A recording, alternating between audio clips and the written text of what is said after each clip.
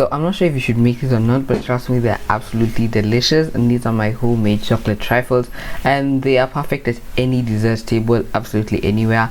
And they make you seem like a pro if you make them, and they're super easy to make. So let's get started. So we're going to start by making my signature chocolate cake. So in a large mixing bowl, I'm gonna add in some all-purpose flour, some sugar, some cocoa powder, some baking powder, baking soda, and just give that a really good mix. And then next, set that aside and make sure you really give it a good mix so that all the raising agents are fully dispersed throughout the dry mix.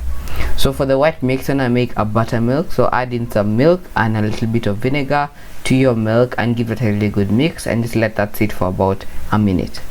Add in your eggs, your vegetable oil, along with a little bit of some vanilla. This is some really good quality vanilla that I got from an Instagram shop. I'll leave a link in the description box down below. That's a really nice product, and they give the cakes a really nice flavor. So add your wet mix into your dry mix and give that a really good mix. And since we're not exactly whipping any air into this, I suggest you give it a good mix for about 2 minutes until it's all fully incorporated and it's nice and silky smooth. So once it's nice and silky smooth, you want to add in some piping hot coffee and get a really good mix. Just do that gently so that until everything is all fully incorporated.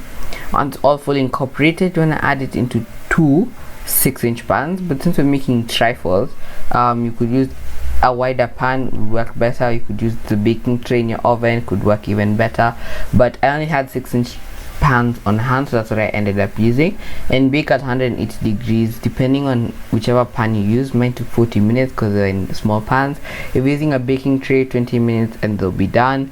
So yeah, once they come out of the oven, lay out a sheet of cling film, turn your cakes out while they're still warm, keyword while they're still warm, cover them in cling film and pop them in the freezer until they're nice and set. We do this to help them trap all the moisture that's inside the cake, so you have a really nice and moist and soft cake, and it'll remain moist for a couple of days. So just pop that in the freezer and do the same with the other cake. But if you're doing a large baking tray, I don't think you need to freeze, it'll be fine. So in the meantime, we can make our chocolate filling. So you wanna add in 2 egg yolks, all-purpose flour and some sugar, and give that a really good mix until it starts to look a little bit pale. So yeah, so really work it and mix it so that you have a nice and fluffy sort of mixture. Add in your vanilla at this stage and give that a really good mix. Now take your milk all over to the stove, and then on a medium-high heat, you want to heat it up until it starts to steam. And once it starts steaming, take a little bit of that milk. You don't need to take all of it, just take a little bit of it, and you can head on back to our eggy mixture.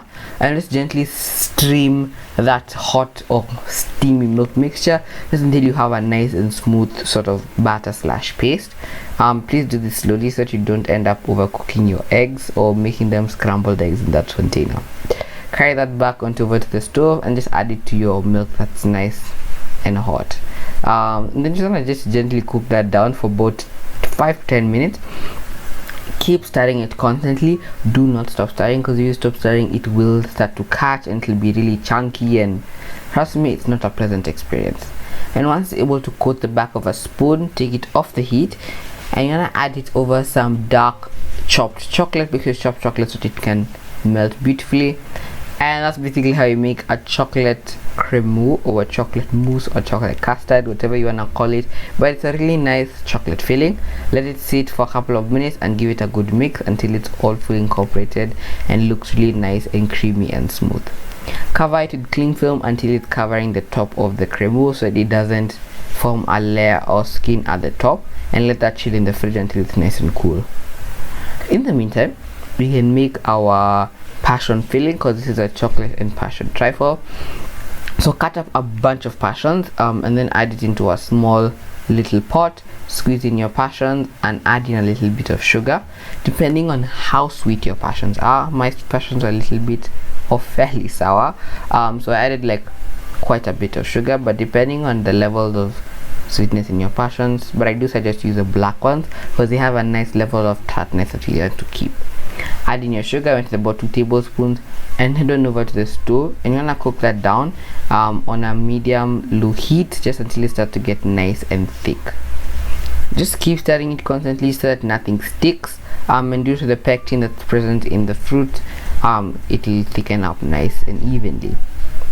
Once it's nice and thick, here's a quick slow-mo shot of how thick it looks. You want to take it off the heat, and then add it into a large or a small container and just let it fully cool. Let it fully cool. Please not use these things when they are hot, otherwise you would have a pleasant experience eating this cake. So pop it into a small bowl or medium-sized bowl and let it cool at room temperature until it's fully cool. All right, fully cool. It should be very cool. So we can now start to work on our cake. So take them out of the freezer when they're nice and hard, and that makes it easier to chop them up. Place them onto a tray or a cake board, and you're not chop off the hump of the cake or the top of the cake. It's really big, so I suggest you do chop it off so you have nice and even layers. Set that aside, and you can now just split the cake layer into 2 even pieces.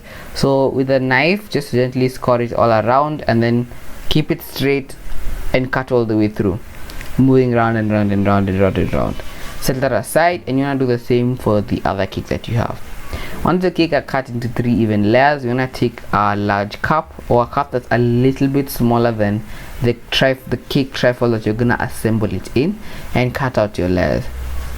And each cake layer will give you about 3 even cake slices or cake circles, depending on what you want to call them, and set that aside. And you still want to keep those scraps. Those scraps can also be used to assemble even more trifles. So set that aside, and we can now just start to assemble these. So I'm having some 3 beautiful looking glasses. Pick the best glasses you've got, because it allows for prettier decoration and prettier like an overall better look. So add in your bottom cake layer, a bit of that chocolate custard, your passion filling, and then add on over your second cake. Pop on a little bit of your chocolate custard, and then we pipe over some beautifully whipped cream, and top off with more of that passion filling, and you're done. I really hope you gave this recipe a try. So make sure you like, subscribe, and turn on notifications for more amazing recipes every single Monday. And trust me, these are delicious and they'll please anyone.